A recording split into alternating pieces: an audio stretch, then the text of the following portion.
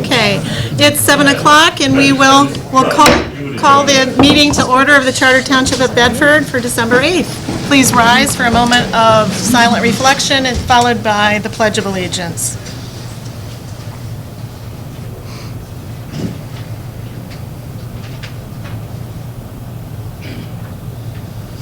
Thank you.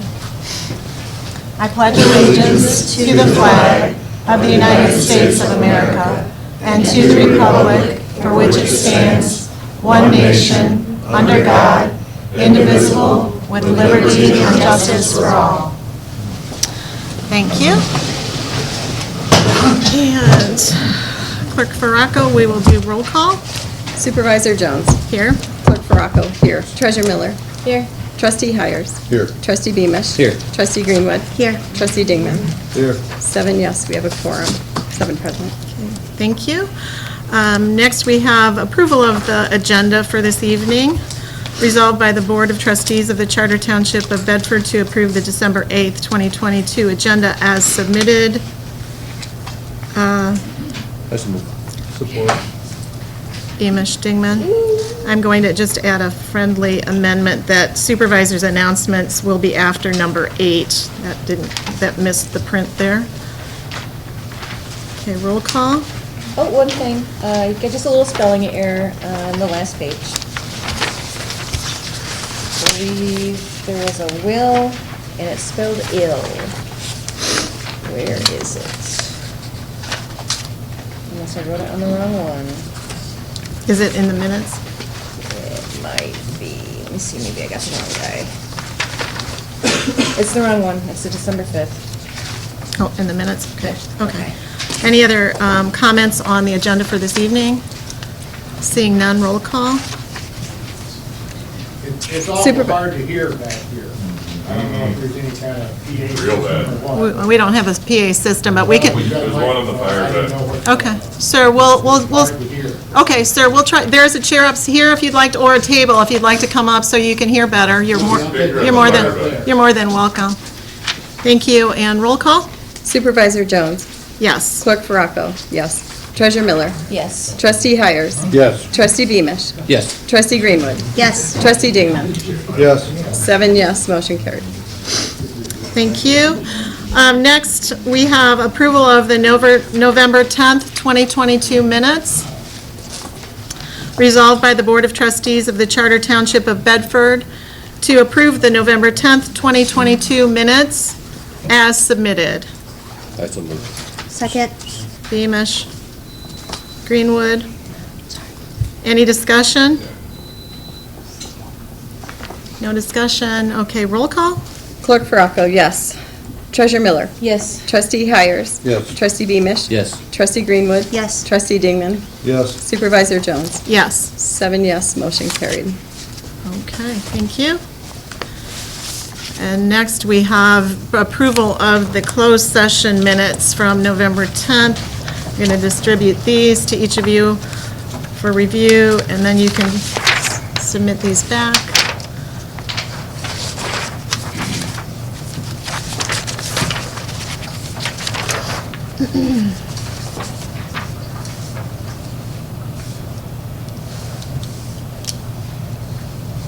So move. Support. Greenwood, Beamish. Okay, we really can't discuss. No discussion. Okay. Okay, and then roll call? Trustee Greenwood. Yes. Trustee Dingman. Yes. Supervisor Jones. Yes. Clerk Faracco. Yes. Treasurer Miller. Yes. Trustee Hires. Yes. Trustee Beamish. Yes. 7 yes, motion carried. Okay, thank you. And next, we have number 8, approval of the December 5th, 2022 budget workshop minutes. That was from Monday. Resolved by the Board of Trustees of the Charter Township of Bedford to approve the December 5th, 2022 budget workshop minutes as submitted. So moved. Support. Hires, Dingman. Discussion. Is this where you had a correction? Yes, that's the last, second to last page. There's a will and an ill in here somewhere.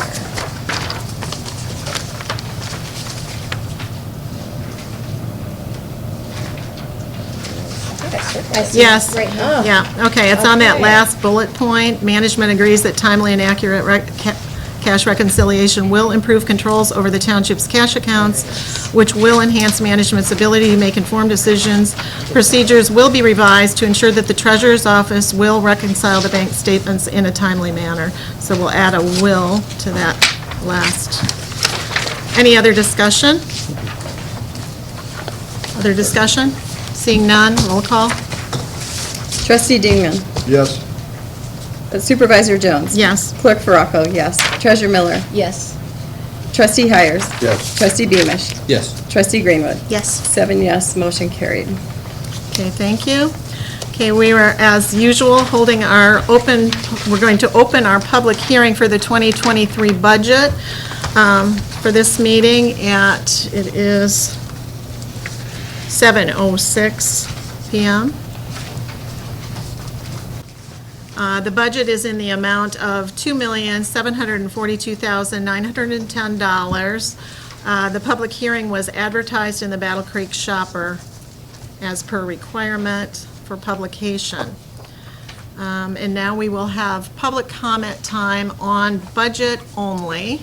If you'd like to make a comment on the budget only, you may approach the podium, you may need to move that, and speak for 3 minutes.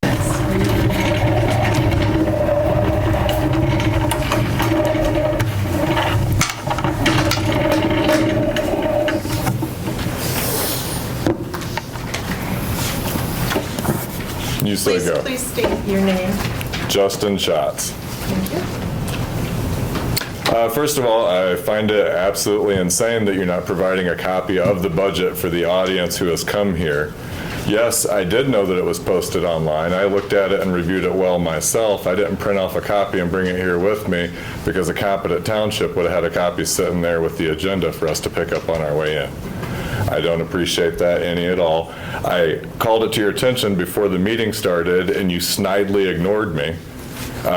Barry mocked me and said it would be too expensive to print off about, 30 or 40 copies for the people here.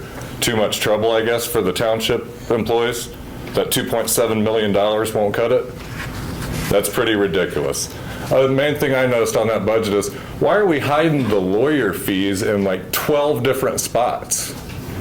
How about we have the lawyer fees all added up into one? That seems a little mysterious to me. Somebody trying to hide something? You know, somebody called you out on the new law firm running the township here. Money-wise, it sure seems to be. If we could trim that money back out of that lawyer budget, and we could trim some other things like that ignorant $30,000 for IT and stuff like that, I think we might be able to afford to put some ditches alongside our roads and maybe have some things on that budget that would matter to help this township. Maybe y'all have heard an old adage about it's not any good to spend all your energy bailing out a boat if you got some idiot still drilling holes in the back of it. Until we get ditches alongside of our roads, we're wasting all the road money. We got to start acting like we're going to have a future and not like we're trying to put a Band-Aid on it to live through one more day. We need to start having some representatives here with some financial and responsible actions for this township. We're not having it on this budget, that's clear. We're not even being given a copy of it to sit here and review. We're being told a blank figure, $2.7 million. That is straight out ridiculous. What else is missing from the budget? That's what I'd like to know. I don't think that's a full breakdown. I don't think it's a very good breakdown at all. I looked it over myself very well. It was confusing to say the least. And that's not what you need to be providing. You're nodding at me like you agree. That's what you as a supervisor are providing to the township. And now you want to increase the budget by double on your salary to get a superintendent in here? Maybe we could just get a competent supervisor to provide the township with a budget analysis that we could read and easily disseminate. That would be a really helpful thing for the township here, to not have people just trying to keep smoke and mirrors going on and giving us the treatment like we're peasants, too small-minded to understand it all. That's not what we put you in these chairs to do. This is not a ruling class versus peasant class kind of a deal, and yet that's still how we're treated. Thank you for your comments, Mr. Schatz. Any other comments on the Finances, the budget for 2023. Sir?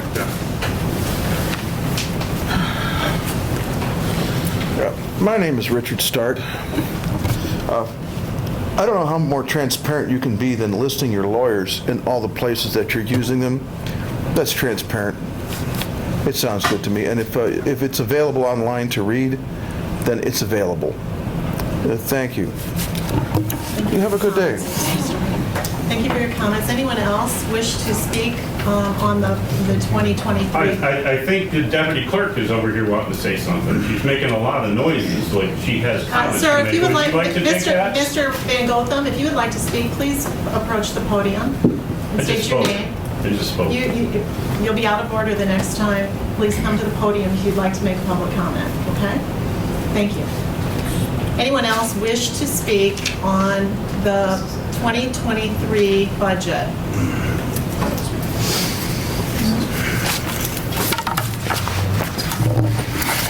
Hello, Adam Heikkila, former supervisor here. So I know a lot of what's going on and what's happening and how things function. And what I really learned a lot about was how things should function.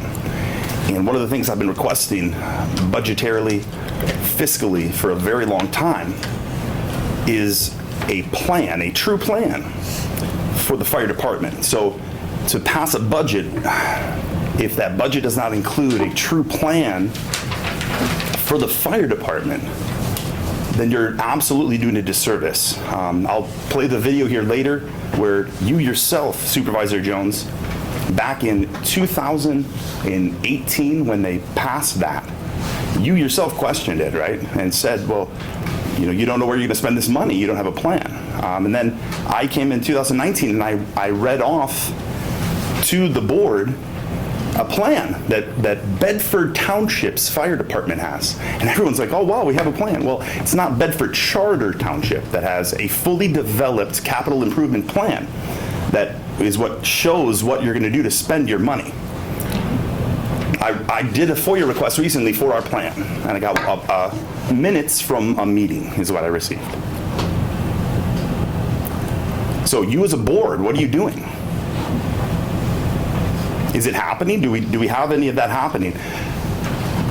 Budget planning, you said that there's legally you've done your requirements now, but have you really done the true due diligence? Because in doing the budget, there should be 6 months worth of meetings that have happened going on.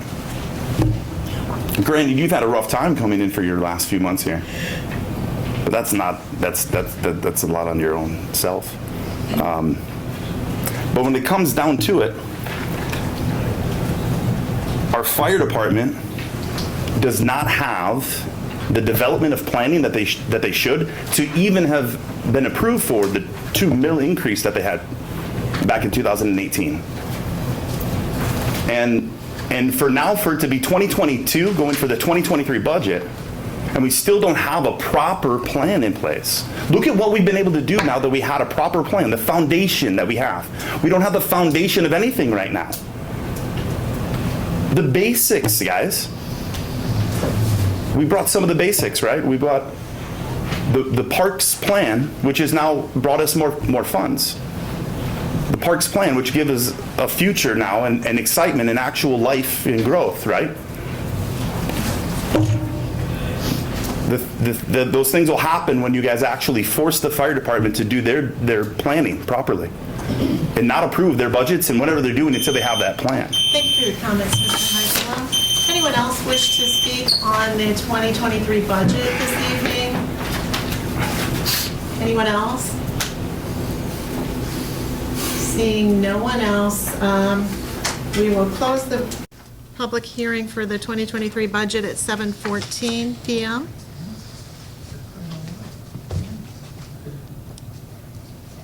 And next on the agenda are the communications. You have a list of everything that's in your packet. I'm going to hand out one other thing when we get to the discussion of unfinished business. I'll just hold that for right now.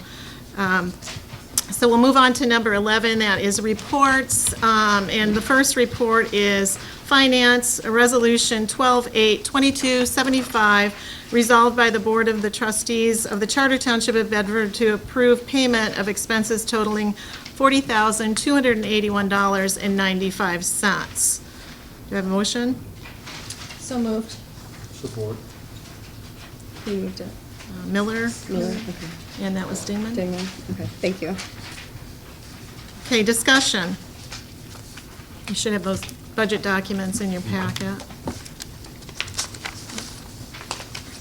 Yeah, there was just nothing of interest, really, normal stuff. Documents. Next month's will be larger. We had some bigger payments out for December that you'll see. Okay, any other discussion? Okay, a roll call? Supervisor Jones? Yes. Clerk Faracco, yes. Treasurer Miller? Yes. Trustee Hires? Yes. Trustee Beamish? Yes. Trustee Greenwood? Yes. Trustee Dingman? Yes. 7 yes, motion carried. Okay, next on the agenda are reports from Public Health and Safety. We'll start with Officer LaValle.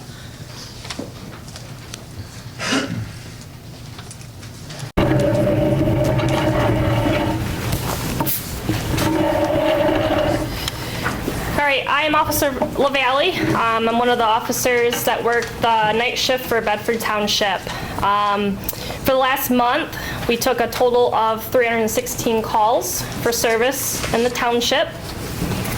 We're still getting a lot of reports for larcenies inside vehicles near M37, Billy Drive, and Birdsall Drive. We've been investigating those larcenies inside the vehicles, and people are still leaving their vehicles unlocked. So just be beneficial and recommendation for you guys. Just take the extra second, make sure your cars are locked at night, as well in the morning, at all hours of the day. All right. We did have a shooting victim this past month on Walbaskin Road and Morgan Road. There was 2 individuals that were arguing with each other, and a shot accidentally went off and hit one of the individual's foot. Before the call came out, the shooting victim self-transported them to our local area hospital. So there was no life-threatening injuries on that. So there's no threat to the public. We had just a little over 8 total arrests this month, including assaults, operating while intoxicated, and including an assault that injured an officer. We had an officer break his nose, and he got a concussion. So keep your thoughts for him. And then I personally, the other day, took a stolen vehicle report near Denzo Road. And the message went out to all area officers around the state of Michigan, and come to find out, Allegan County spotted the vehicle on 131 coming south. And we assisted Allegan County into Bedford Township, where the vehicle did stop on Michigan and Charleston, and we did arrest 4 male individuals in the stolen vehicle. Is there any questions? Yeah, I have a question.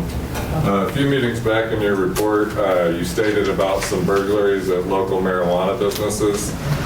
You stated that they needed to get their own security. The officers had no intention of doing any extra work to stop the burglaries in those places. I was wondering, was that official word from the department, or is that just your own say here as the Bedford officer? So we always recommend if the businesses can get their own security cameras. That's one way we ask if we can get people on surveillance for investigation. We've always, if they've been hit recently, we always try for the Bedford officers to do extra patrols in the area, as well as sit in the parking lots when we do reports. You said the exact opposite, that there would not be any extra patrols for the marijuana businesses. I did not say that. Well, we'll get some video evidence then if you said that. Thank you. Is there any other questions? I do. So I live on Newburn Drive. Yeah. Which is right over here by the Dollar General. And it would really be nice if we could get some officers maybe to monitor our road. Okay. Because the speed limits of these vehicles is horrendous. They try to run that light to get through it, and by the time they get to the end of the road, maybe they're running the speed limit. I've seen semis that come down through there. I don't know if they're going to the hardware store. There's a couple of them, because I have my office there, I can see all the traffic coming down through there really fast. We have a parking lot driveway. I offered one of your officers to sit in our driveway if they would like. Just some thought.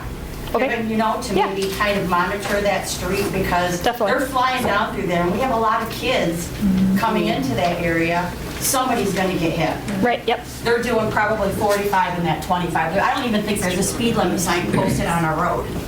Thank you for bringing that to our attention. Really? About 10 years ago. Any other questions? Until somebody's...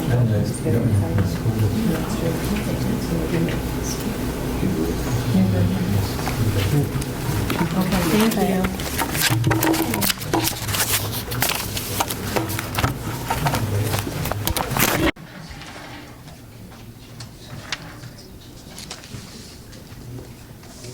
Okay, Chief Kokensberger, fire reports.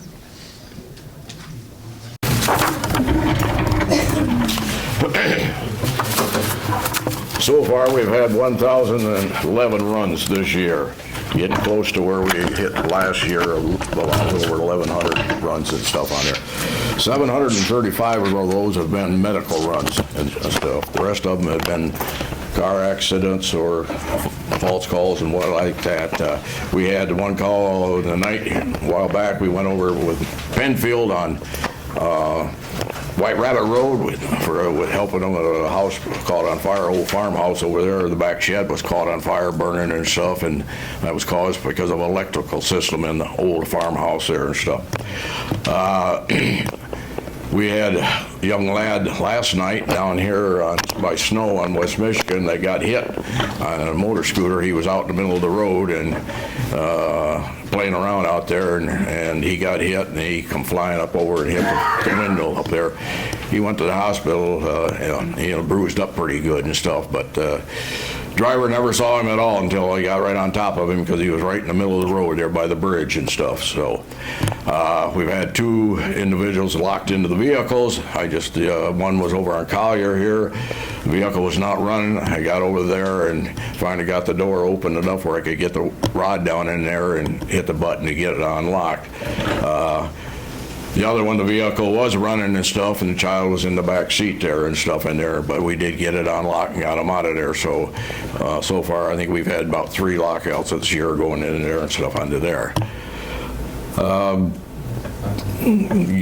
Training is going good. We've got people, other fire departments come in here and stuff on the weekend and stuff and train. The 240 hours class is going and stuff like that to get it before the test comes up here this spring. When the state comes in, they have to go through a test, written test, and then a physical test and stuff. As soon as they pass that, then they're qualified, certified. We can use them in different areas on the fire department. Meanwhile, they're nothing but like a gopher, go get this, go get that, and stuff like that. We do a little extra training with them out here when we're out on the trucks here and stuff, come in. Some of the guys that already are certified work with the guys in our department and stuff. We've got 2 of them in there that's trained. During the Thursday night, they meet and they train and with them and go through the things and stuff to help them get through the test when it's coming on up and stuff, and a lot of them do that. They appreciate that because a lot of them, they all pass the test when it comes because they have extra training, they say, if they want to learn. Trucks are all in good shape going. We've busy on the runs, especially the medicals and stuff like that, that so far are running us maybe our average on 2 to 4 or 5 a day maybe sometimes, and some of them are in the middle early nights and stuff. But other than that, we're just chugging right on along and stuff at this time and stuff, so no problems outside of making the runs and stuff when the calls come in. Stuff. So on behalf of all the fire department men, guys and the gals that's on there, I'd like to wish all of you a very Merry Christmas and a Happy New Year, and hopefully to see you the next months and years to come and stuff. So be careful of driving. The winter come. Tomorrow is supposed to be slushy rain, snow and stuff mixed. So be careful out there on them roads and stuff because you can go off. We've had them go off of the last snow there where we had a girl on Collier. She slipped off in a buggy there. She had a little Volkswagen. She turned upside down into the ditch over there and she crawled out finally, and that was way out in the boogies there and stuff on Collier, way out in there and stuff. But she was a little cold when we get to her and stuff. She couldn't get up the embankment, so we had to put her on a board and then strap the rope to the board and pull the board up the embankment to get her up there and stuff. So then the big wrecker come, and it was quite a sight to see that record reach over there and grab that vehicle, pull it right up, and then turn it all right way up, and then put it on the flatbed. Very interesting watching, but Tigers were the ones that did that, so appreciate that. So, board have any questions? Thank you. Thank you, Chief. Next, we have building official Mark Ayers. Yes, good evening. As I said last month, things are slowing down. Actually, Kara's doing a really good job in the zoning department. She's sending letters out, and I know sent out a few hundred of them, which is kind of inundating me with going back and following up on some permits that just didn't get closed out. Most of the time, it's people that didn't realize they didn't have the final. All we do is go out, set it up, close it out, and get it done. That way they're off the books. So been busy doing that, but as far as new permits, it's still fairly slow and probably will be till spring. Okay. I wanted to wish everyone a Merry Christmas and Happy New Year, and any questions? Okay, next we have, thank you, Kara's report, building and zoning, and she is ill, not to be with us tonight, so I have no report from her. Mike Savio is not able to be here either. We're working again, ongoing with blight issues and submitting some documentation to the county land bank, who are going to be receiving a state grant, the first round of funding. I think our county is getting to like $200,000, so they're looking at what our perceived needs are right now at this point. We have to have the list to them by next Thursday, I think it's Thursday, for consideration, and it's just for their planning purposes, so working with Mike on that.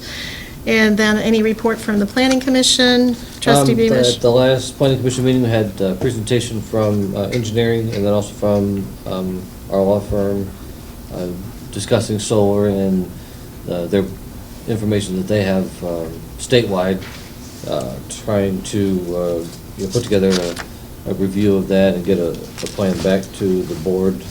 That's mainly for commercial?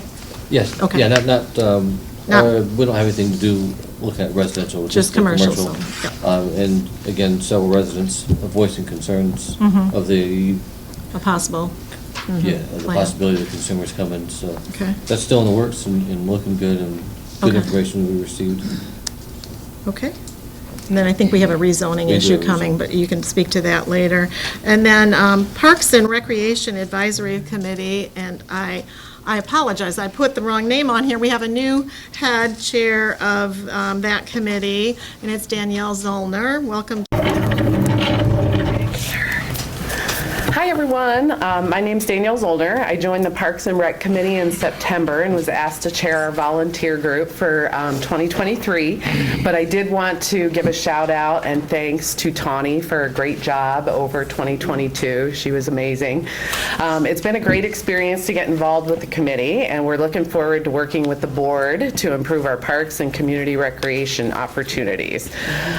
First, I wanted to thank the Township Board, as well as give a special thanks to the Bedford Bible Church, especially Nika and Kevin McCarthy, for their hard work and commitment to that festival, as well as the Bedford Volunteer Fire Department for helping us out with the parade, and Consumers Energy for graciously donating both their time and resources to help us put on a wonderful fall festival for the community this year. It was a lot of fun. We had over 200 residents visit the festival at Ski Skirman Memorial Park, and we made over $100 in donations to support park and recreation opportunities here in the township through the chili cook-off. And next, I wanted to share that we did get through processing the survey responses that were included in the winter tax bills for you all. We had 49 people return them initially. So in September, I also made the survey digital so that we can continue to collect responses from our community and park users as we explore how to best serve them with park upgrades and recreational activities as we go forward. There is a flyer at the very back of the room here on the whiteboard.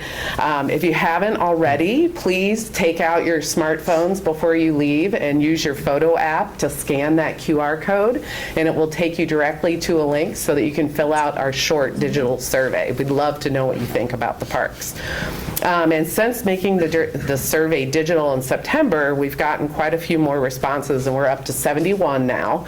And the major themes that have been highlighted so far in the surveys are that community members rated park cleanliness as well as accessibility, security, and family friendliness as being the most important priorities as we think about moving forward with upgrades to our parks.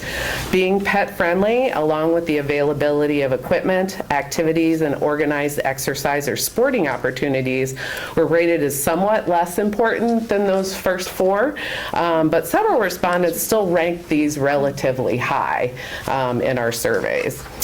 Functional lighting had to be one of the most mentioned aspects of safety and security at our parks as we're moving forward, as well as trash and pet waste were also mentioned very commonly as issue at the parks in our township. And then several respondents also mentioned specifically that they would like a web page, or just a page or a tab on the township website that tells them where our parks are located and what is available at each of our parks. We could also use the link, or include the link to the park plan, as well as when that plan is updated here shortly, and updates about events for the community and upgrades to the parks as we move forward. So let me know if there's anything we can do to help with this. I'd be happy to. The committee is also very supportive of working with the township's grants consultant on grant applications to upgrade our park and recreational assets. We've identified factors that make the township parks competitive for grant funding and look forward to working with the board and the community on these efforts. And then to address the stream bank erosion specifically in Skeet Skirmin, we identified a fisheries habitat improvement grant opportunity with the DNR and have submitted a pre-proposal so far. We should know if they'd like us to submit a full proposal by December 19th. That's when the notification should go out. And thanks to one of our committee members, Larry Reiser, thanks to his efforts, we already have our EAGLE pre-application stream impact permitting letter in hand and are ready to go if we are awarded this funding. And then to address park upgrades to the facilities and equipment and things like that, we've identified additional potential grant funding opportunities through the Michigan DNR, as well as the National Park Service and a couple of other federal resources that the grant consultant is currently researching on our behalf. Some of the grants require a percentage of matching funds, and the county park millage funding will be extremely important for this. Another important, and I'm putting this out here since everybody is here, an important potential source of matching funds can be forming supportive partnerships with businesses and organizations within our community that would like to donate funding or infrastructure improvements or volunteer time as matching funds towards our efforts to improve the parks. And we can actually count those dollar for dollar as matching funds when we are going to apply for grants to places like the DNR, as well as national grant funding. And then lastly, we'll be finalizing our events calendar for the year shortly after our meeting on January 9th. We hope to include a winter bingo event, a spring event that will possibly be a community park cleanup, 2 to 3 summer movie in the park nights, and the fall festival again. Getting our date set and concentrating on the 2023 events early will hopefully help us extend our community impact as we move forward. And I guess that's it for tonight. So please let me know if you have any questions. And thank you for your time. And have a great holiday. Don't forget to fill out your survey if you haven't done it already. I'm going to keep hounding people through our Facebook group too. If you have not joined it, we do have a Bedford Township Parks and Rec Committee Facebook group. It's a public group that anybody can join, and I'll be posting links to the survey there, as well as we'll be posting updates for events and our meetings and things like that as we go forward. Thank you. Thanks, Deanna. Okay, next is legislative and intergovernmental relations. I see Representative Hadsma is here, and Commissioner Frisbee. All right, Steve, thanks.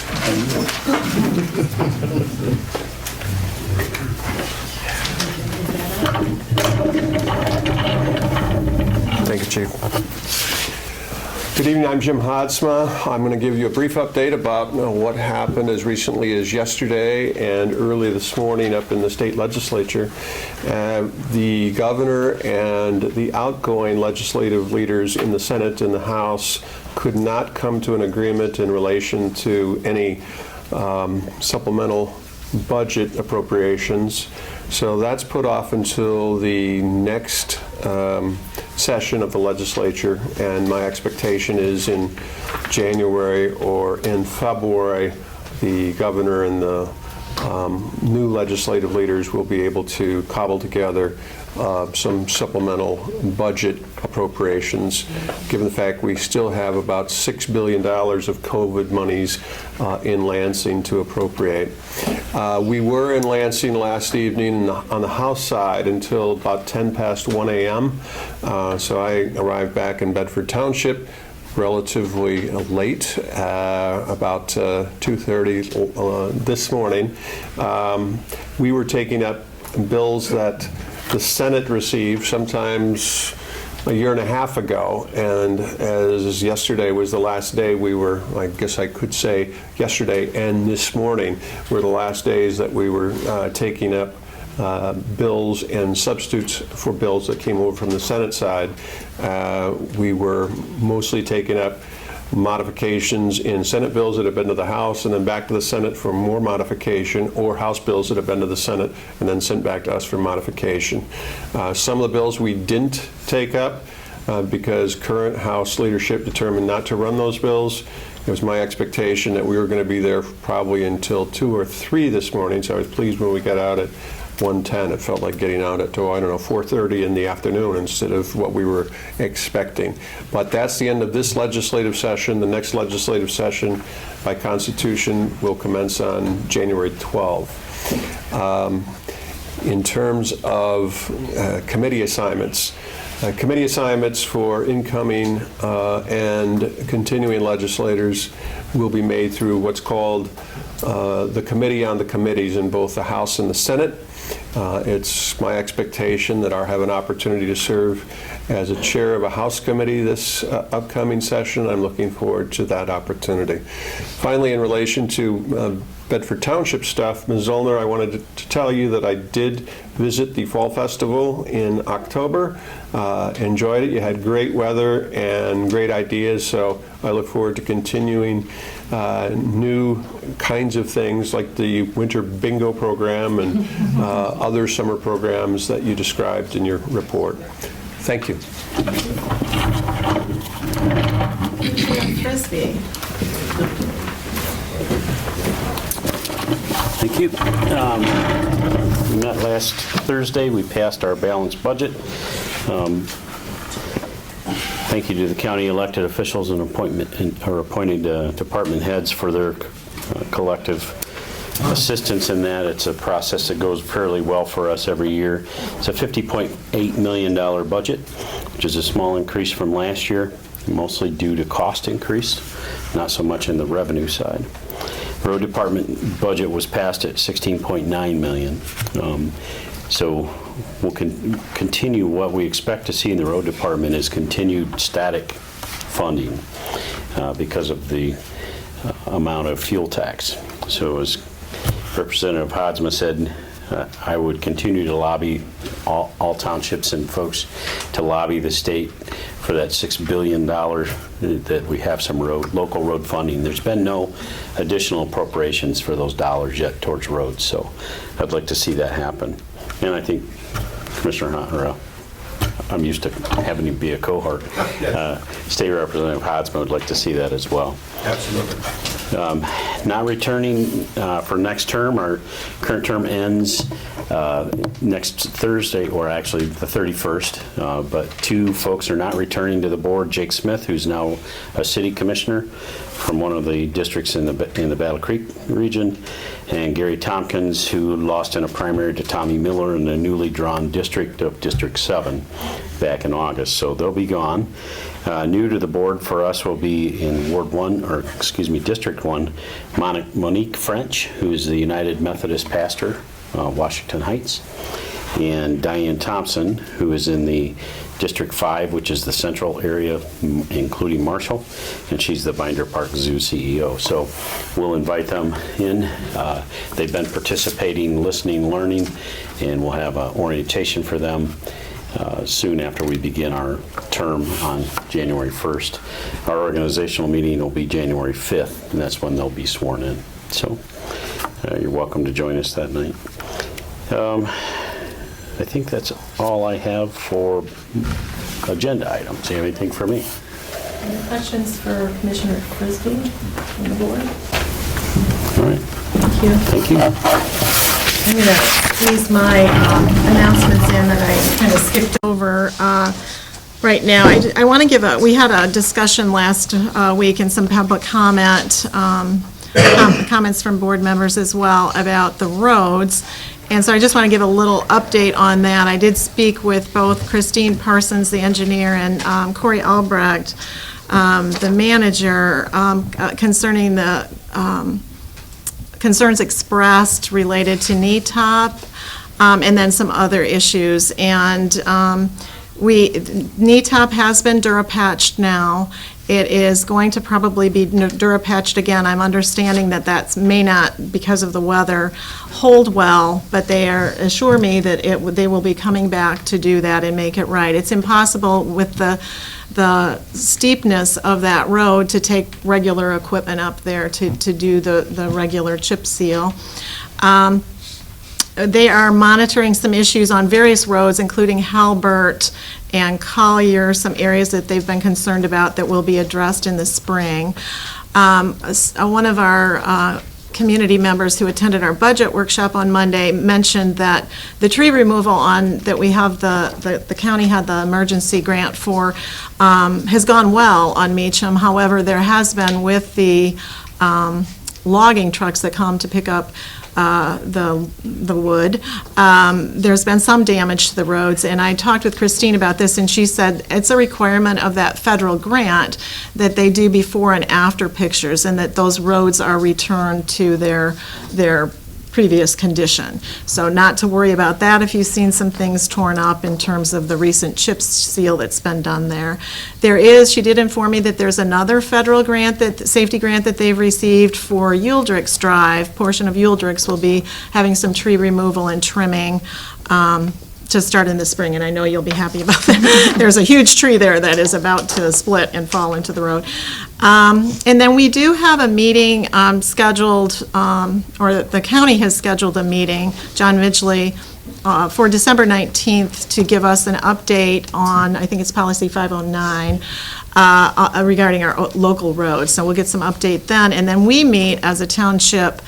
It's a virtual meeting with the officials on December 20th, where they'll help us with what looks to be what they would presume would be a good 5-year plan for the maintenance of our roads. And then I also wanted to mention, because there was a question brought up as to whether or not there was a signed contract, and we do indeed have a signed contract. Bill Scott, the previous supervisor, signed on February 28th of 2022, and Mr. Midgley signed in April, and that documentation is here if anyone would like to see that. So that was for this last year's the work we've had done, spring and summer. Want to also mention just an update on the River Road Water Project. The topographical mapping is currently being done, and the geotechnical work will start soon. It is estimated that the bids will go out for this project most likely in May, this coming May, 2023. We are, through the same state revolving fund, we're going to try to capture more dollars for Bedford. We're going to look at the failing septic area in the Wellington area. We've got a lot of failing septic systems there, so we have done an intent to apply for the drinking water state revolving fund. And we have also applied for another grant loan forgiveness for another water line extension in the Ellis Road area. So that would kind of be a second phase of the River Road. That area is also contaminated with PFAS, and so it's an area that we can't ignore, that if we can get those same emerging contaminants fund dollars to Bedford, it would be great.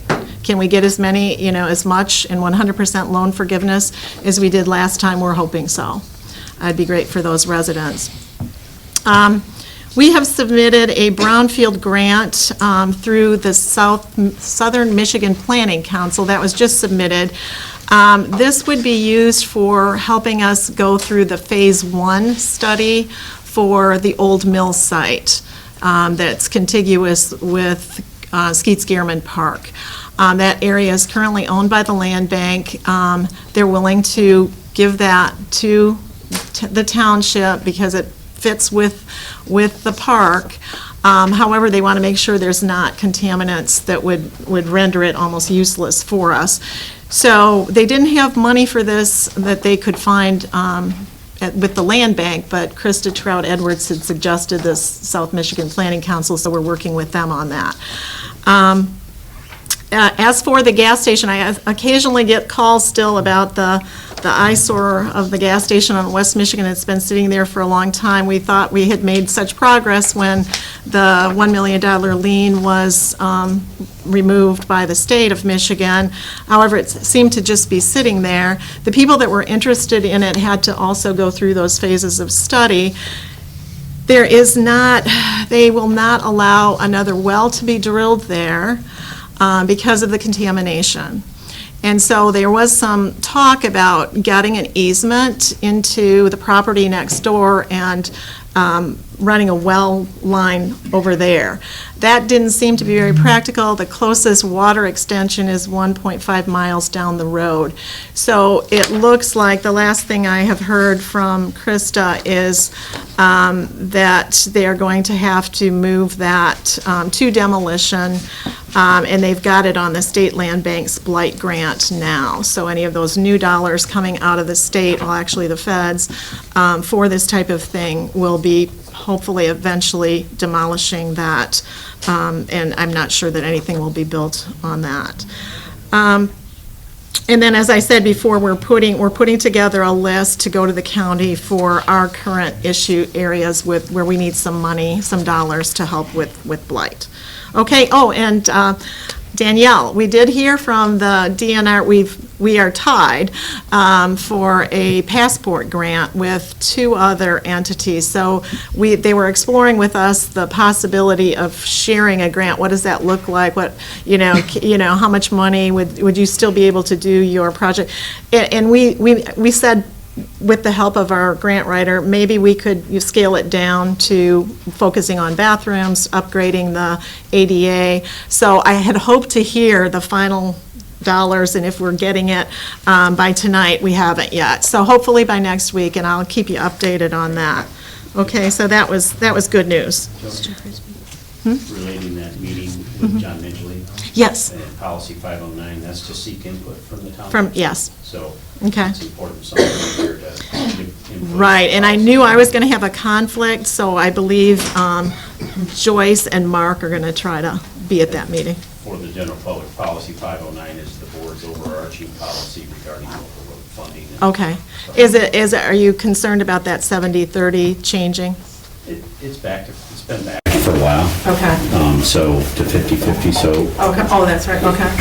It's more along the lines of how do we accomplish more? And how do we make this policy work for larger townships like yourself, smaller townships as small as Lee and Oh, yeah. Leonard? So, They're having a hard time. Yeah. Okay, all right, thank you, Steve. Okay, now we'll move on to number 12. This is unfinished business. And all we have under here tonight is the ongoing discussion about superintendent manager. And I wanted to just Oh, I'm sorry, yes. Thank you. The other thing we didn't have on here, because of the public comment for the budget, we neglected the public comment just for agenda items. So if anyone has looked at the agenda, would like to speak on anything else on the agenda tonight, 3 minutes. Sir? Mr. Stark? Thank you.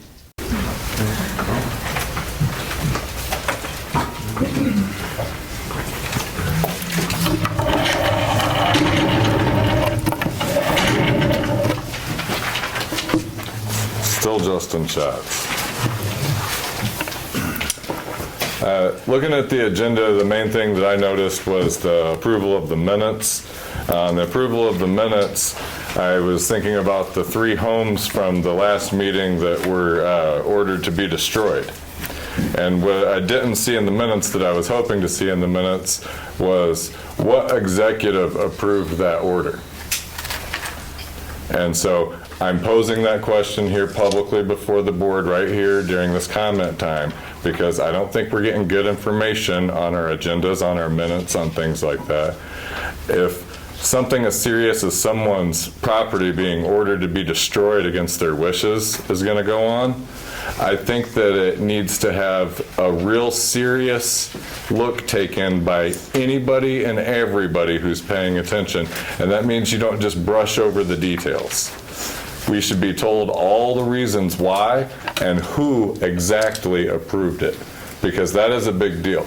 If we elected someone and we don't like what they're doing, we need to be able to elect someone different. If decisions are being able to be made by someone who is not elected, we might want to push our elected officials to change that setup. I don't think it's appropriate at all in our township that we're just told things like, hey, several of your neighbors' house is being destroyed. And then not even told something simple as who ordered that, on what basis, on what grounds, what MCLs, what laws, by what authority, by what right. It needs to be spelled out. There needs to be an official process. Somebody that can see a checklist, something that's fair and applicable to everyone equally, happens the same every time, like a fair official process. That's the kind of accountability, that's the kind of transparency we're looking for here in Bedford, and we're not going to settle for any less. Mean looks and angry treatment and all of it is not going to back people off this time. We expect real things to happen to change in this community. You know, things like us being scoffed at when we tell you we can't hear you in the meeting and to please go get the PA system out of the fire barn and you just ignore us. It's really proving where you're really at. Do you want people to be involved and to be able to be heard? Or are you just making tokens to act like you should be getting the money you're getting? Those are the kind of questions people are going to want to continue to have answered time after time. You're not going to be able to just ignore them. I also brought up in public comment time several things that have been ignored and not put in the minutes. I want to know why those things aren't going in the minutes. I asked about why the public beaches are being hidden around St. Mary's Lake. Why isn't that in our minutes? Why isn't that being recorded? Thank you for your comments, Mr. Schatz. Anyone else like to comment on agenda items?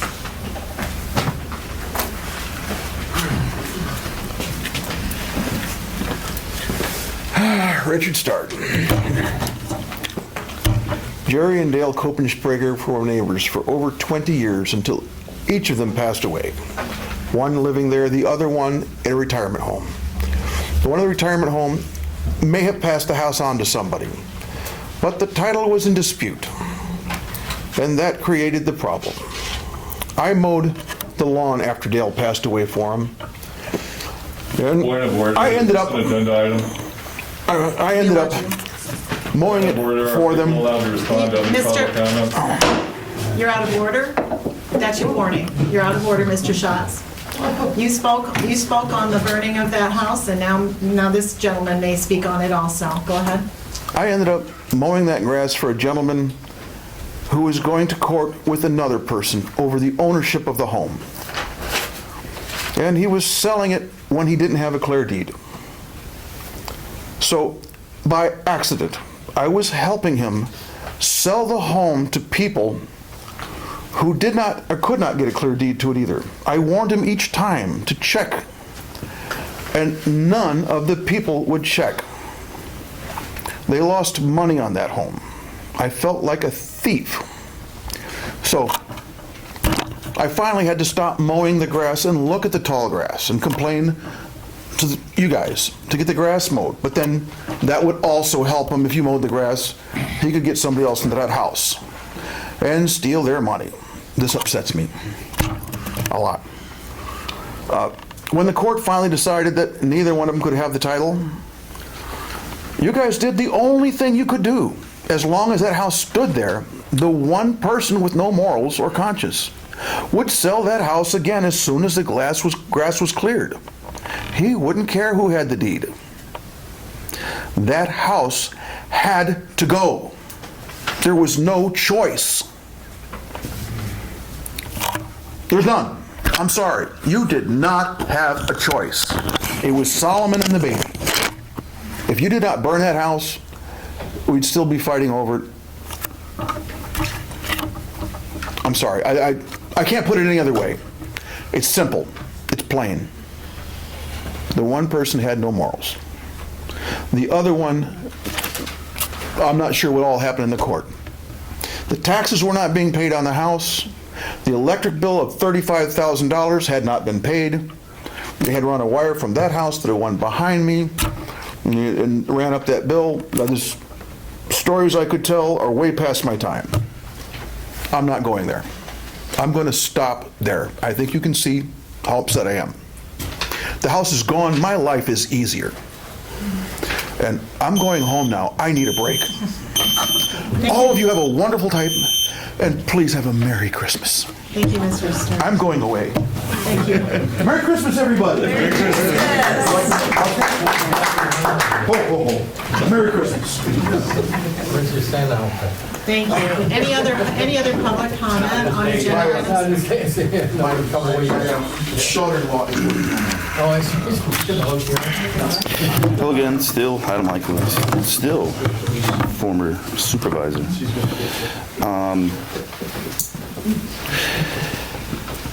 That was an interesting display.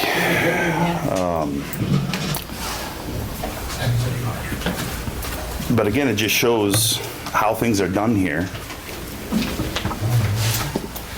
by the people that want to govern us, is what we were told. Not to represent and not to work with, but to govern, to control, ultimately. So on these agenda items, you pick and choose, because you have the control, on who gets to say what. I've been shut down doing the same thing, speaking on agenda items. Just mind-blowing, the things that just was allowed to happen. The superintendent manager situation, I hope that you do actually share truthful information. 2 meetings ago, when I wasn't here for a majority of the meeting, yeah, but I made it back.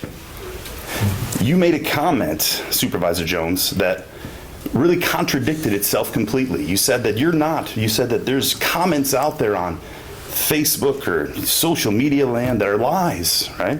That you're not making a change to a superintendent model.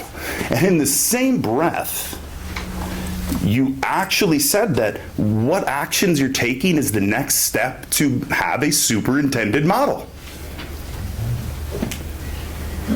Now, this isn't something that I'm making up. This is something that's on film that you do. So people, when they lie, a lot of times don't know that they lie and double speak. It's hard to keep track of your lies. People can laugh at me from the audience and not be, told to be quiet or arrested or gavelled because you do the control, because you're a political power person that we've said here. That's what you're doing. The actions all prove it. You want to change the system so that you can, in that position there, be nothing but a political power person. And that's what changing to a superintendent model does. I got involved in this community because I was getting trampled on in my rights to feed my family and to do what I needed to do to take care of my family. That's why I'm the chicken guy. A lot of people know me as the chicken guy. I still get random chicken gifts from people I don't even know. Because they know I'm the chicken guy. Because I did doing things to try to help the community, which is what you're supposed to do. Not rule over them. Not do things that you think's right no matter what, because, you know, that's what it is. That's what you're doing. You're changing the model of governance. And I don't know why, because the job is really simple. I proved it with all the changes that we have good going on right now today still. Thank you for your comments, Mr. Hagler. Anyone else wish to speak on the agenda items? Anything on the agenda items only? Okay. Seeing none, we'll move forward with our petitions and, unfinished business. The ongoing discussion of superintendent manager model. Made several more phone calls to area townships, Kalamazoo, Texas Township, Comstock, all with managers or superintendents, and just really spent a lot of time talking with those individuals and got a lot of information. Obviously, it's the key is getting the right person. The pros of it are that you have a sense of stability, you have a sense of continuity that and assurance that it's not going to be changing with every election cycle. This is not I've heard things that we're adding another layer between us and the representatives and the people. And I would dispute that strongly, in that you still have a 7-member board. You still have a supervisor. That supervisor still has to do his or her due diligence in making themselves knowledgeable about the issues coming before them, before they vote. What you have as the superintendent is someone, hopefully, with the skill set, public administration, public finance, understanding of grants, understanding of municipal accounting, that provides a much better framework than we can necessarily assure ourselves of getting when we elect a supervisor. I mean, that's just the way township government works. I also want to assure you that this is not adding cost to the township, because the supervisor does not get a salary. That salary of the supervisor, my current salary, would go to the superintendent or manager. So it is not added tax burden to the township residents. We would obviously be in negotiations with anyone that we interviewed or hired. And you have to obviously consider salary is commensurate with experience and education. And so that's something to consider. I heard a comment from one of the individuals who, again, it was so distorted, was that we're using all the marijuana, everything coming from this marijuana grow facility is going to pay for this high-paid manager or superintendent. That is absolutely untrue. We could use some money, some portion of the excise tax that we'll receive in March or April to bolster that salary. I mean, if we have somebody who has great experience and we need to go up to a $70,000 salary, but we may not need to. So, and we wouldn't know that until we looked at the quality of the candidates after advertising and doing all of that.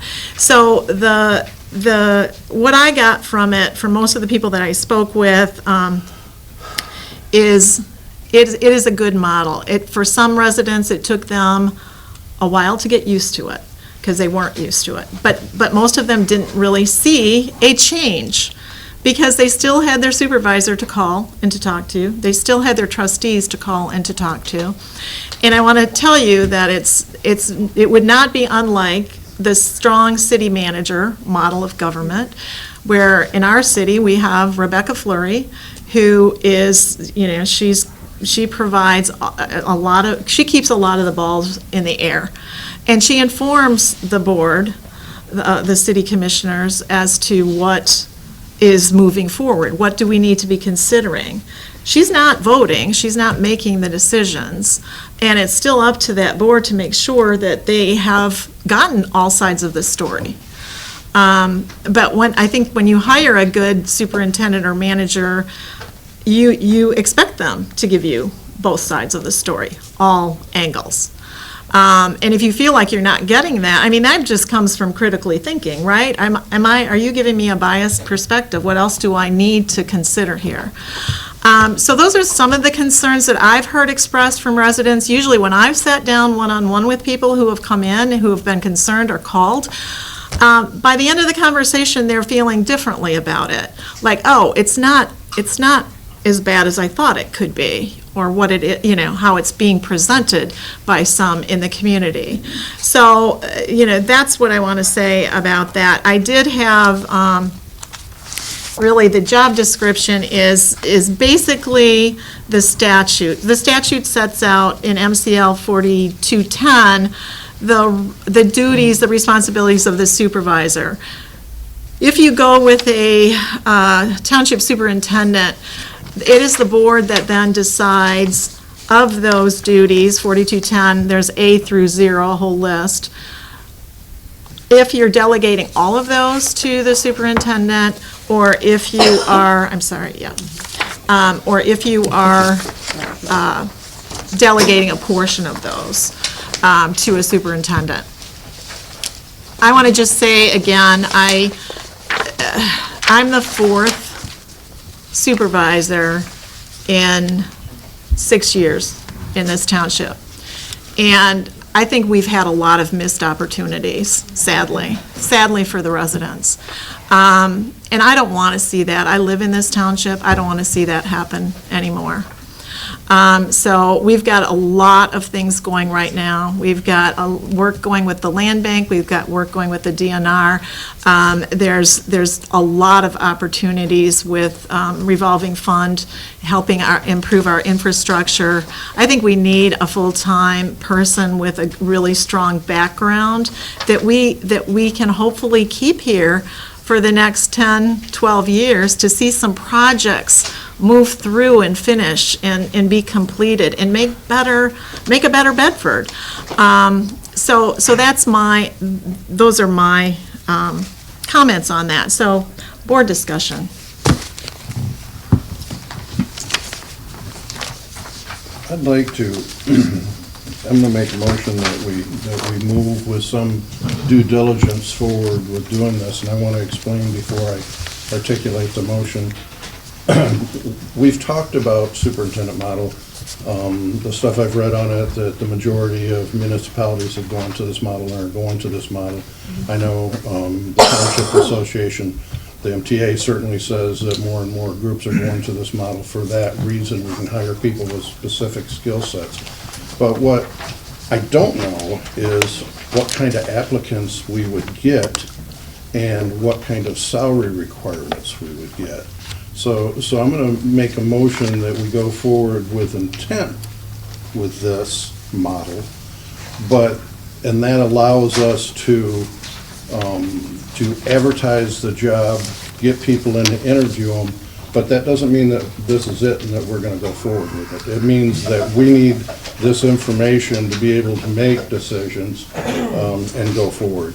And I don't see how we can make that decision until we know what the actual cost models are and what someone is. So the motion should, so I make the motion now? Can you go ahead and make your motion and then Yeah, you guys get to discuss, but I just wanted to preference it with that. The reasoning is we need to see these costs, and we need to see, we might not get any good candidates, we just don't know that yet. So this at least is the next step forward in this process. So motion is I would move to announce the township's intent to move to a township superintendent form of government as authorized by the Charter Township Act, being Public Act 359 of 1947, and to approve the proposed job description for the office township superintendent to direct the township clerk to post a notice of the job description on the township website, at the township hall and other online websites or job posting website to accept applications for 30 days. The township clerk is authorized to review resumes of any interested parties and arrange for interviews of qualified candidates to be held at a regular or special meeting. Notice in compliance with the Open Meeting Act as amended anytime after January 13, 2023. So again, this is advertising the job. This is looking at those people and getting in here. Those interviews will be public. People will be able to have comment time on those public, and no decision is going to be made formally until after we see what kind of candidates we get and what kind of salary and whether this financially is the right thing to do for the township. So we have a motion to move forward with the posting of this notice on our website and other areas. Do I have a second on that motion? A second. So it's Hires and Beamish. Okay, further discussion. Man, I'm actually worried about offering a job that doesn't quite exist yet, getting a bunch of people that may or may not be qualified and then making them mad. We have an intent to move forward with, so embedded within the language of that resolution is that we are moving forward with the superintendent manager model, and obviously if we don't have the right candidates, by default we're back to our regular model. Correct? Did I understand you correctly? If we don't come up with the right candidate and at the right salary, then it won't take the next step forward. Right, we can't move forward. So, Does does that answer your question? Does it give us the authority to move forward if we get a suitable candidate? Yes. That would be a separate resolution. It would come with an employment agreement with, when you were recommending that particular individual, that resolution would be the start of the actual model. So just worded different than I was thinking, but, so it lets us move forward if we find a suitable candidate. It's an intent to move forward, subject to the application and interviews. And then what would our time frame be on receiving applications? What did you say? For 30 days? 30 days. Starting. Advertise it for 30 days. The interviews would be after that. So the interviews couldn't be before January 13th, 2023. So advertise 30 days. And that would go into the clerk? It'd go All to the the clerk. information would go into the clerk? So any kind of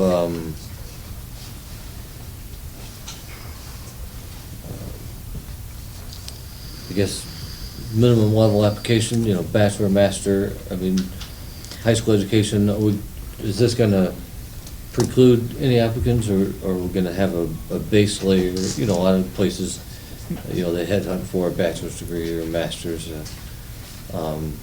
There it is seems like there should be.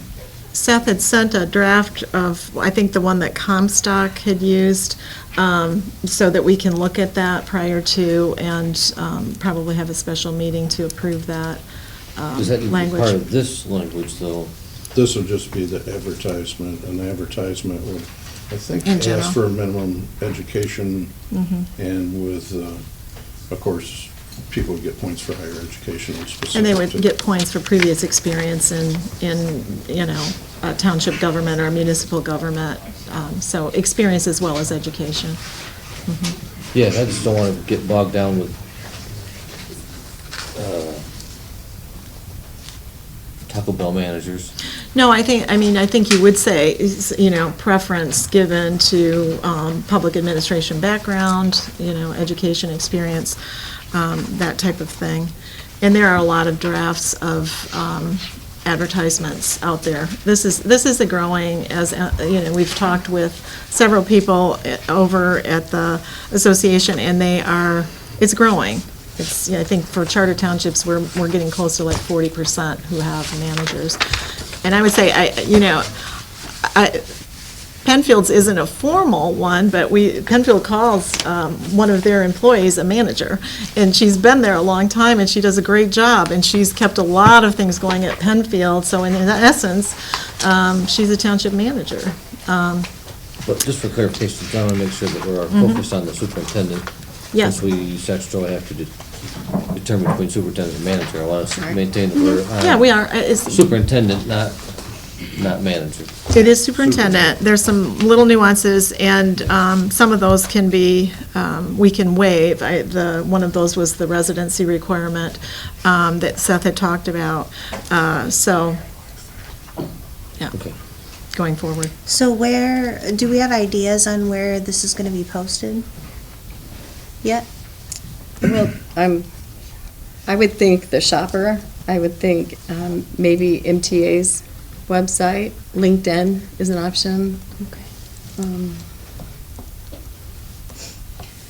The Municipal League too, I think.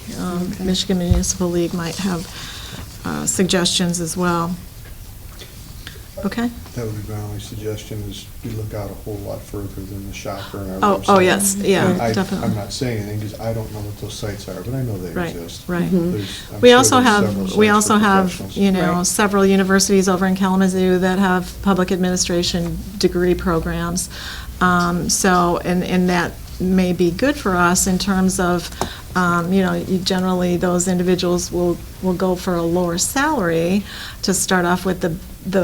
The drawback of that is they may be using us as a stepping stone, but if you get them in for a few years to get some things going, I think it could be a win-win, I believe. So, okay. I think we ought to check with other municipalities and see where they've advertised too. That That's a might good be a idea. key. This would be the clerk that would post this? Correct. Okay. So then the motion give the clerk discretion to advertise this at her discretion? With input, For the with best. input. Yeah, and it would be up for at least 30 days. And it's going to be tough around the holidays, so we may extend that to, until later in January, and start interviews later. So. What about the thought of putting on our website the places that we have posted it? Because we've got a lot of That's a people, good a lot of idea. experience in the township, and if they know of a really good go-to one that we Oh, haven't sure, included, they yep. could call in. Yeah, perfect. Okay, any other discussion? No questions? Any other questions? Treasurer Miller, any other questions? No, I'd just like to comment that this is a horrible idea to offer a job that you may or may not fill.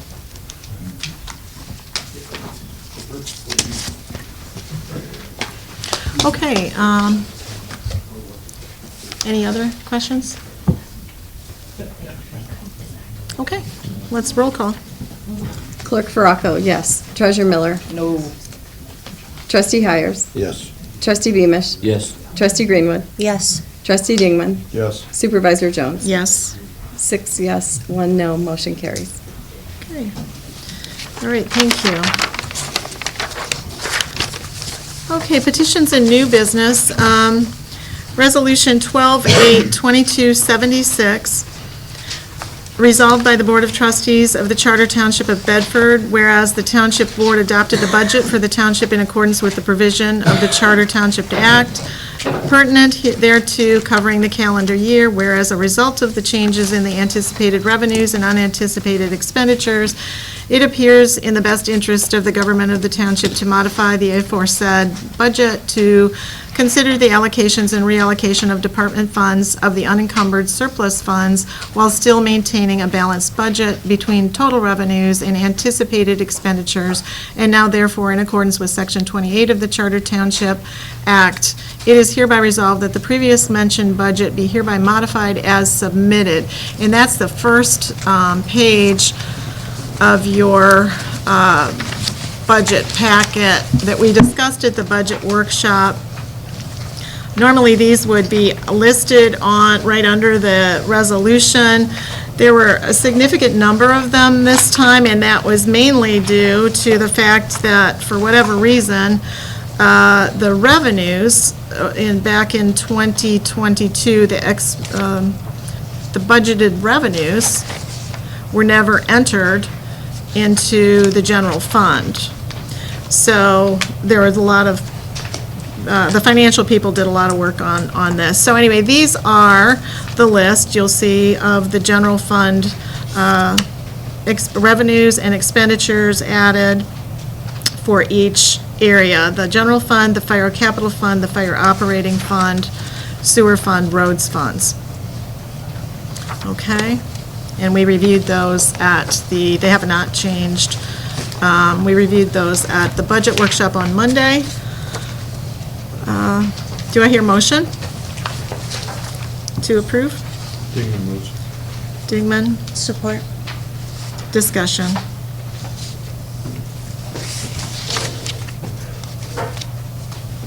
I see a couple little things, but it's nothing to worry about now. We've got a 3-month amendment we can pick it up then. It looks pretty good. What are you seeing? The roads, we spent $150,000 on roads last year, and we've only budgeted for $70,000, so it's like $80,000 short in that department, but we can catch it next time around.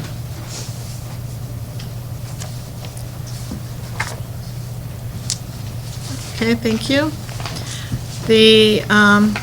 Any other questions or discussions?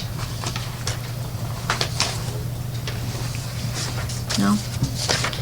All right, roll call. Treasurer Miller. Yes. Trustee Hires. Yes. Trustee Beamish. Yes. Trustee Greenwood. Yes. Trustee Dingman. Yes. Supervisor Jones. Yes. Clerk Baraco, yes. 7 yes, motion carried. Thank you.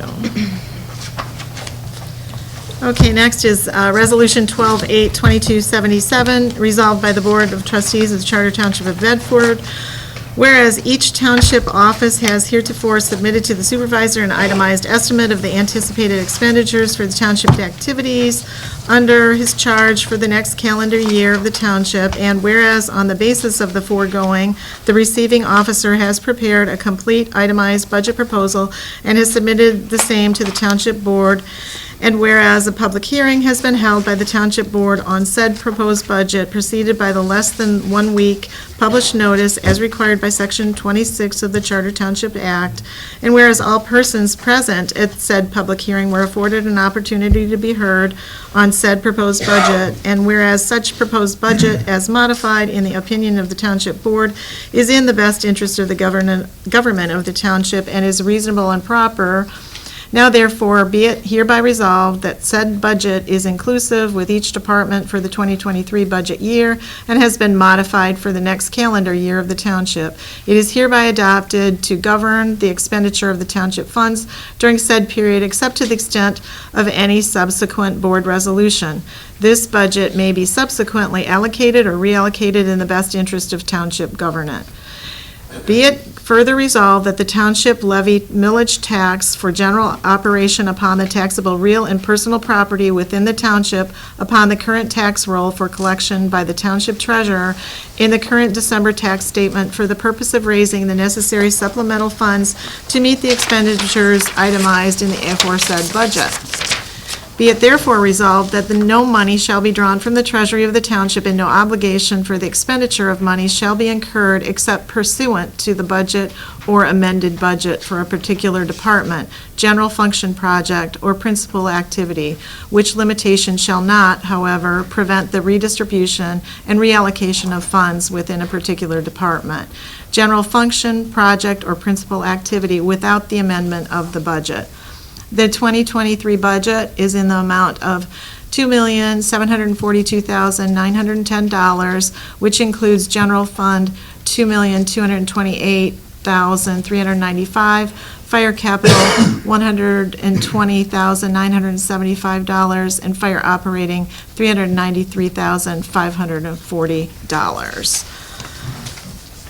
Do I have a motion? I so move. Beamish? Support. Dingman? Discussion? Any discussion? I do write it, Yeah, that's long. Our proposed budget last year was about 200,000, a little more than 200,000 more than this one. So we have some reduced payments in certain big areas, so it's lower, which is unusual since inflation is so high, so. Any other discussion? Okay, seeing none, roll call. Trustee Hires. Yes. Trustee Beamish. Yes. Trustee Greenwood. Yes. Trustee Dingman. Yes. Supervisor Jones. Yes. Clerk Farraco, yes. Treasurer Miller. Yes. 7 yes, motion carried. Okay, thank you. Next resolution, 12/8/2278. Resolved by the Board of Trustees of the Charter Township of Bedford to approve the 2023 Township Board meeting dates as submitted, and that was in your packet. Again, we're keeping the board meetings on the second Thursday of each month, it's beginning at 7 p.m. You have a list of all of those meetings. I so move. Thank you. Second. Okay. Who was second? Miller. Okay. Beamish, Miller, okay. And then we also have the meetings listed below there of the Planning Commission, okay? Beamish and Miller. Okay, any other discussion on that, the meeting? Okay. Dates for next year? Okay, roll call. Trustee Beamish. Yes. Trustee Greenwood. Yes. Trustee Dingman. Yes. Supervisor Jones. Yes. Clerk Farraco, yes. Treasurer Miller. Yes. Trustee Hires. Yes. 7 yes, motion carried. Okay, thank you. Okay, and then resolution 12/8/2279, resolved by the Board of Trustees of the Charter Township of Bedford to, these are reappointments, John Foltz, Diana O'Leary, and Barb Jones to the Board of Review with terms expiring on December 31st, 2024. So move. Greenwood and Dingman. Discussion. That's not something we would have to put out like a opening or, No. okay. Nope.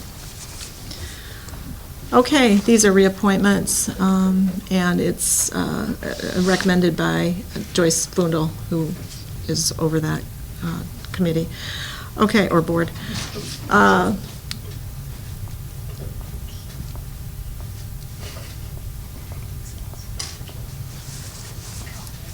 Mr. Heigla? You're interrupting the meeting.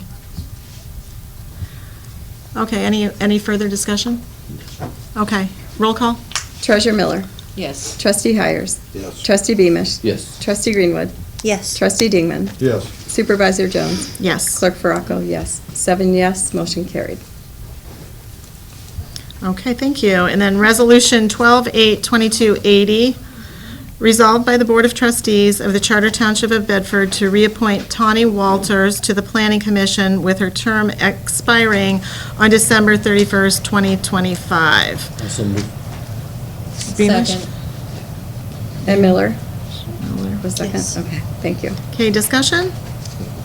Tawny was completing another member who had to leave term, correct? I think it was Yes. Rick Stover.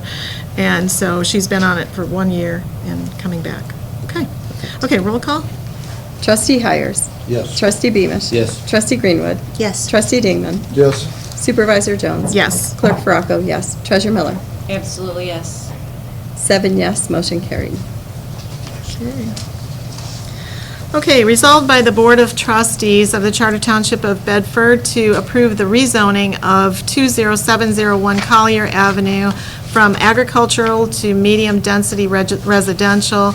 This property is currently a legal non-conforming property due to the parcel size being 0.932 acres when the agricultural district minimum lot area is 2 acres. Rezoning this parcel to medium-density residential brings the parcel back into zoning compliance. I so move. Support. Beamish and Greenwood, okay. This has been recommended by the Planning Commission. It went through the Calhoun County Office of Community Development. It was approved by their Planning Commission. Any discussion or questions about this? Yeah, the resident asked us to do this. The setbacks for building on agriculture are quite large compared to residential, which negatively impacted his use of his property. And of course, the size of the parcel was really a no-brainer. Yeah. And really helped him out, and should have been that way anyway. To begin with, yeah. Now this helps him to be able to build a building where he wants Where to, he wants rather to. than Right. with such huge setbacks, it probably would limit him from being able to Right. do it. Yeah. Okay. Any other questions, concerns, discussion? Okay, roll call. Trustee Beamish. Yes. Trustee Greenwood. Yes. Trustee Dingman. Yes. Supervisor Jones. Yes. Clerk Faracco, yes. Treasurer Miller. Yes. Trustee Hires. Yes. 7 yes, motion carried. Thank you. And next, we have Resolution 12-8-2282, resolved by the Board of Trustees of the Charter Township of Bedford to approve the 2022 holiday season National Enforcement Mobilization Campaign promoting awareness of the dangers of impaired driving from December 16th, 2022 to January 1st, 2023. And there is the full proclamation in your board packet. It's long, but I am supposed to read it. I'm a member of the BCAT's Policy Committee, and so I'm going to read it. This is, whereas motor vehicle crashes involving alcohol with at least one driver with a blood alcohol concentration of 0.08 grams per deciliter or above still accounted for approximately 1/3 of all motor vehicle traffic fatalities in 2020 and injures hundreds of thousands more every year in the United States. And whereas the Christmas and New Year's holiday periods from mid-December through January 1st are traditionally one of the deadliest times of the year for alcohol driving, more than any other holiday period in 2020, for example. And whereas in 2020, one person was killed every 45 minutes in a drunk driving crash, as compared to every 52 minutes in 2019. In the United States, there were 11,654 persons killed in drunk driving crashes in the United States that year. And whereas drivers must remember that driving impaired by any substance, drugs, legal or illegal, or alcohol, is illegal and potentially deadly for themselves, passengers, and other road users. And whereas based on December 2020 crash figures, male drivers were 3 times more likely to be involved in a fatal crash involving alcohol than female drivers, and drivers ages 21 to 34 accounted for the highest percent, 26%, of alcohol-impaired fatalities that month. And whereas organizations across the nation are joining together to promote holiday season national enforcement mobilization to remove impaired drivers from the roadways under the Drive Sober or Get Pulled Over National Public Awareness Campaign during the December 16th, 2022 to January 1st, 2023 time period. Now therefore, the Charter Township Board of Trustees of Bedford does hereby recognize the 2022 holiday season national enforcement mobilization effort from December 16th, 2022 to January 1st, 2023 under the Drive Sober or Get Pulled Over campaign. We call upon everyone to promote awareness of the impaired driving problem, to promote safer and healthier behaviors regarding the use of alcohol and all drugs, and to promote the awareness campaign this holiday season and throughout the year. Okay, so do I have a motion for this resolution by the board? Support. Colliers, Dingman. Discussion. It should be throughout all the year, right? But, awareness, especially during that holiday season. I think we do know statistically it's a very high time for drunk driving. Okay, roll call? Supervisor Jones? Yes. Clerk Faracco, yes. Treasurer Miller? Yes. Trustee Hires? Yes. Trustee Beamish? Yes. Trustee Greenwood? Yes. Trustee Dingman? Yes. 7 yes, motion carried. Thank you. And that ends our resolutions. And we'll move on to public comment. At this time, you may, if you'd like to make public comment for 3 minutes, you may speak on anything you wish to, not just agenda items. They come to the podium and state your name, please. Still Justin Schatz, and I have to say I would find it absolutely terrifying here tonight to know that you're just trying to force through this major change in our government, screwing us all over. But I happen to know that you're on the thinnest ice in the world, because this message goes out especially to the township, not just to the board here. This is a real good news. This is real good announcement. It's real good for American justice today. Please address the board. Please address the board in your comments. Thank you, ma'am. As I said, I was addressing the board, and I want the township to hear it too. That's why they're here. Please don't interrupt me during my time. They're hearing you. Address the board. Today is a really good time for American justice. I left court today, got to witness a great thing, a not guilty verdict for me. It was on the first of my 6 retaliatory charges that were brought against me after I pressed charges on a member of this board for assaulting me here at the township in front of the public. Those retaliatory charges will not stand. There's been one not guilty verdict, but it took the jury about 5 seconds to return. And there'll be 5 more to follow that. Very soon coming after that is going to be a host of lawsuits. So in case you don't want this township bankrupted, I'd worry about the executive who mocked me as a disabled person. Mr. Schatz, address the board. That's the rule. You address the board. I am addressing the board, ma'am. You're turning around. I would you're worry addressing me. about Address getting me. rid of the executive board who made the decision to mock the disabled person, who made the decision to have them made a public spectacle, dropped on the ground, waiting for a stretcher from an ambulance instead of helping with some ambulatory aids to simply help me out of the meeting that I was being illegally removed from. This is what happens when you challenge the ruling elite here, but I'm here to tell you there's repercussions. You might want to ask the prosecutor's assistant who's going to be up on charges for what his actions for over the past 3 days already.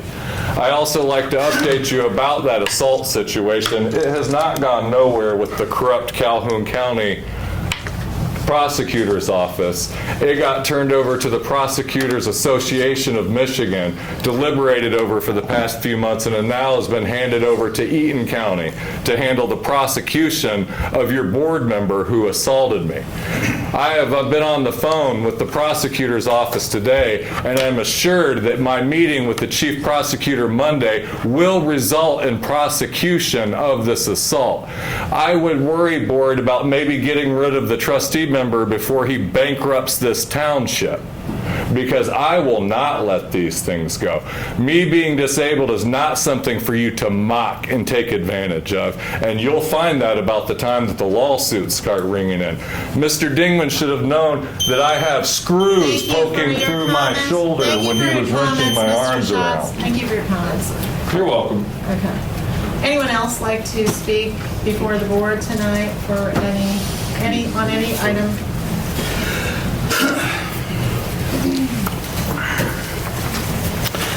Adam Michael, former supervisor here still. Man, so many things I want to talk about. I only get 3 minutes, and so it was interesting, you know, that you continue to show us how you do political actions to protect yourself and to protect the narrative. That's what politicians do, is you control a narrative.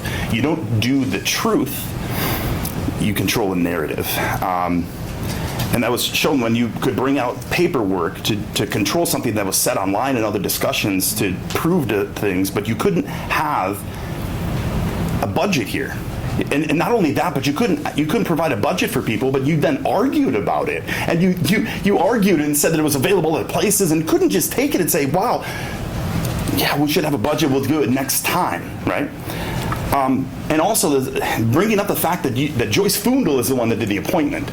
That's fantastic, because your statutory duty as supervisor is to make the appointments. And one of the major problems I have in this township started out one of the first weeks when I had our planning commission chairman come into my office while I was supervisor and tell me who was going to be the appointments for the chair. And that's what happened. He can shake his head.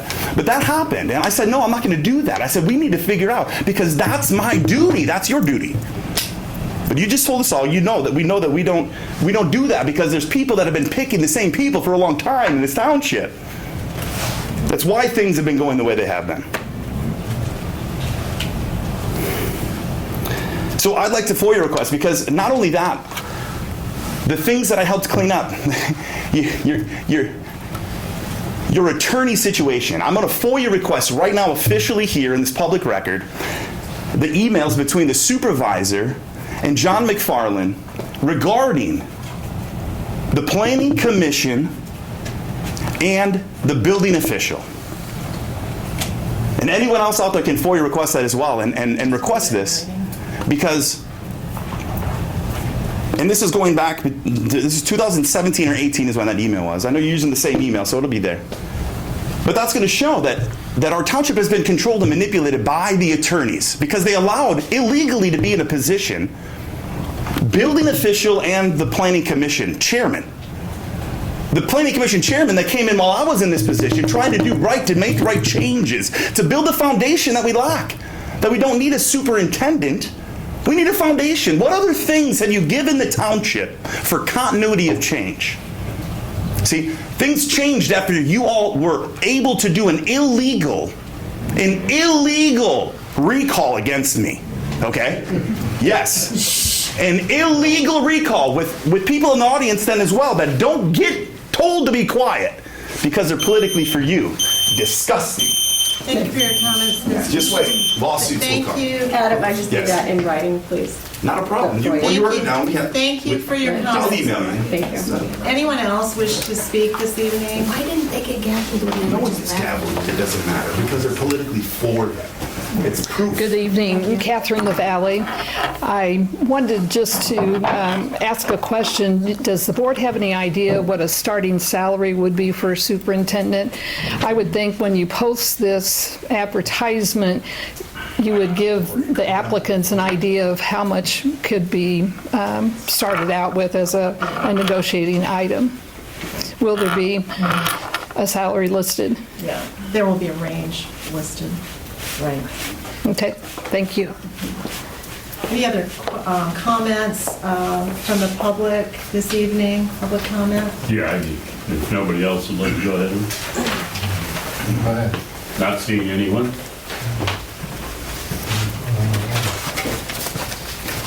First of all, I want to promise you an exciting 2023 here in Bedford Township. Oh, Peter Van Gogh. Well, you got what I'm just saying. And thank you, Johnny Cash, for recording this and posting it. Yeah. These women are in terror. These women are terrorized, they can't even work. That was a few years ago. It was a former trustee named Connie Gibson. He was standing about where a clerk is sitting. These women are in terror. Then again, here recently, we hear how the women at Bedford Township Hall are in terror. They're terrorized. So I contacted a U.S. Geological Survey to come test the water, look at the magnetic fields, to find out why so often the women in the Township Hall of Bedford Township are so terrorized. Because I don't understand why so frequently so many other townships, women are not in terror. Our appointed part-time supervisor claimed that she was terrified because of Justin Schatz, as did the deputy clerk. They were in terror of Justin Schatz, but nobody accused Mr. Schatz of making any terroristic statements, any threatening gestures. I don't believe anybody accused him of making any phone calls to this appointed part-time supervisor. I don't think anybody. He was accused of causing them. But when they examined it, they found that he did not incite anyone to call, make threats, or anything like that. But still, this appointed part-time supervisor rails on against social media, claiming that we should have newspapers, or however she phrased it. Apparently she has nostalgia for the newspapers. Maybe she doesn't know about the Randolph Hearst, the magnate who made his millions with yellow journalism, and perhaps she's never stood in the checkout line at the grocery store and picked up the National Enquirer or the Daily Globe. But anyway, we moved down to I've been accused. She got upset she was accused. I've been accused by the treasurer, former treasurer, right here at this table, this bully pulpit, where she stood up to me saying during one of these meetings, "You have multiple violations." And all I did was ask her, "What violations?" "I don't know." So kind of ended that. I didn't rail on and on and on. I didn't hire a security guard. I did not infringe on anybody's First Amendment rights, or any amendment rights. Well, Comments, Mr. Dingell. Anyone else this evening like to address the board? Anyone else? Any other public comments, sir? Gary Dean, I live on 320 Roxbury, and I don't like the idea of having a township manager. This township it's small, it's contained, it seems like it's pretty well operated. I can't imagine what a city manager or a township manager would do for 40 hours a week. I'm sure there's issues and problems that come up that if you put your heads together and spend a little time that you can solve the problems, but put another big fat hand into the pot with a big salary, insurance, you're going to have to give them some retirement, days off, holiday pay, all of that. It's just another big expense that I hate to see come about. And that's pretty much it. Thank you, Mr. Dean. Anyone else like to address the board this evening? Anyone else? Last call? Okay, seeing none? We'll go. Anyone else? We're good? Okay. So let's move to trustees' personal privilege. Craig? So wish everybody happy holidays and be careful. And we'll see you next year. Okay. Trustee Dingman, or Trustee Beamish, I'm tired.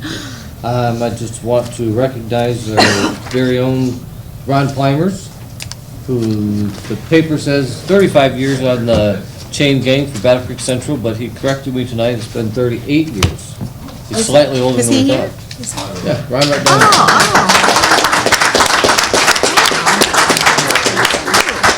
Never missed a game. Wow, that's excellent. Wow, great. Congratulations, that's impressive. Okay, Trustee Hires. Just Merry Christmas and a Happy New Year. Hope everyone has a safe and healthy, happy holiday season. Thank you. And Trustee Greenwood. Yes, there are a couple things I want to address. There is an elephant in the room regarding women on this board being attacked. It's true. It's been happening via social media, through several conversations. Please excuse my language, but some of the words that refer to the women on this board are nasty, evil, liar, tyrant, bully, hooker, and bitch. This is ongoing. This has been happening, and the brunt of the force has been going at our supervisor. While people in the community stay silent, while men on the board stay silent, it sends the message to the community that this is appropriate. It's appropriate to treat people this way, and it's not. If we want to talk about disability, I myself continue to get attacked over my son, and let me go ahead and explain the situation.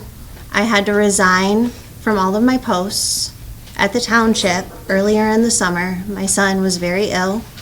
He has a lifelong disease. He ended up in ICU. He was very, very sick. And during my appointment, I was attacked, and I continue to get attacked and be called a liar and say that I want more power for being on the board. This is a continuous conversation. It's happening in the community. I stand with Supervisor Jones, and until people start attending meetings and they start speaking up, it's going to keep going. So I implore everyone to continue coming to the meetings. Thank you. Thank you, Stacy. Okay, announcement by elected officials. Treasurer Miller. Sure. I've got a mandatory budget, what's it, a quarterly cash and investment report. Mandatory by the MCLs. So we've got, the main general account's got 1.6 million in it. Payroll, 7,750. The tax reserve is 1.4 million. Tax reserve CD is collecting 1% interest, and it varies a little bit, but it did make $322 in interest last month, so that was nice. It was making $2 in interest, so that's how low the interest rates were, and it was a sham. It's doing better now. 695,528, and there's a little tiny little $13,000 cemetery CD. We've got invested. I think that made like $100 in interest last month. All right, the road fund has 1.487 million in it. We need to pay 1.67 million, and it's got a total deficit of 160,000, which is going to end up coming out of the general fund. The sewer fund has just under $500,000 in it. Trust and agency has 2,000 in it, soon to be zero. And the tax fund has 970.64 in it. Taxes went out, I dropped them off last Thursday, but I got confirmation that they actually went out in the mail yesterday, so it took them about a week to print.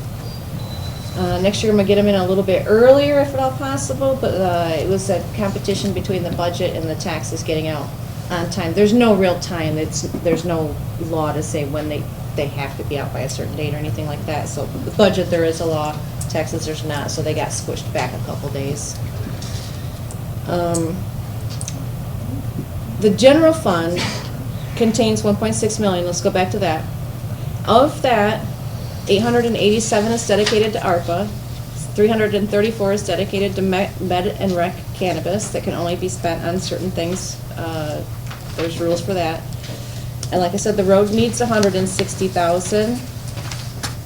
And 168 I still have on record for the fire operating, unless I'm wrong on that. I've got to sink into that more because I keep hearing that they don't have anything left. And then their other account is -20 in the hole, so maybe they spent a little bit too much on one and they've got a little bit of extra on the other. That's what it appears like right now. It could totally be different.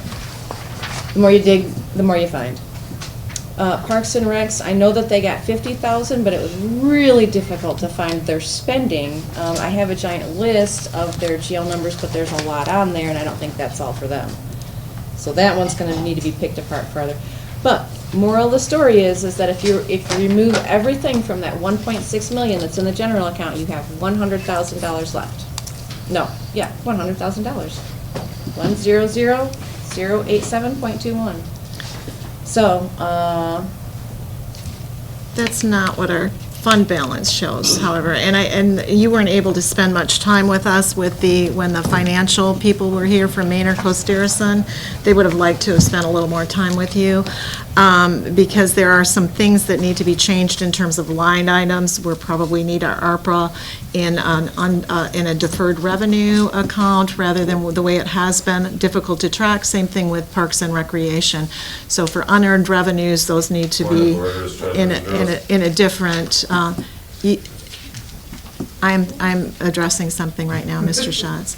So I just wanted to clarify some of your numbers there. Okay. All right. Anything else, Ms. Miller? okay. And that is different than a budget. There's about 5 different reports to run, and those 5 reports are going to have their own set of numbers. Mhm. It kind of tells its own story. So this isn't to overrun the whatever that you called it, budget. And Yeah. she did want to spend some time with you, so, okay, very good. Clerk Faracco.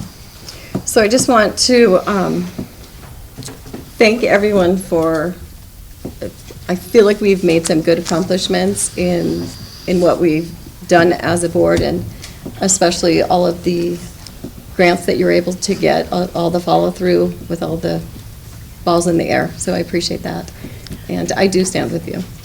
Thank you, appreciate that. Okay, all right. Okay, and just my announcement, Merry Christmas to everyone. It has been, as I've said before, it's been pretty tough. We have way more good citizens in this township. Sadly, they're pretty quiet.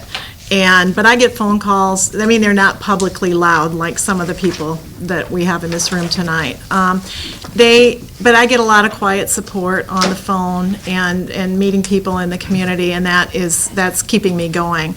I will say that, again, the misogynist statements, and if you'll notice, the bullying of women in particular, you will not see this done at county commission meetings. The bullying. You will not see it done at the city commission with a male, but you will see it here, and you'll see it almost every time. And whether they're calling to harass on the telephone or they're posting their incessant videos. And I will say that it's, I can stand it. I'm strong. I will stand it. But what you're doing to my little grandchildren who watch some of that, 14, 15-year-olds who wonder about what's happening with Nana, that's hurtful to me. That's really hurtful to me. But they're going to see their grandmother be strong. They're going to see her that she's honest, and they're going to see that she's working to try to make this community better. And with that, I want to close and say, wish you all a very Merry Christmas and a Happy New Year. Okay?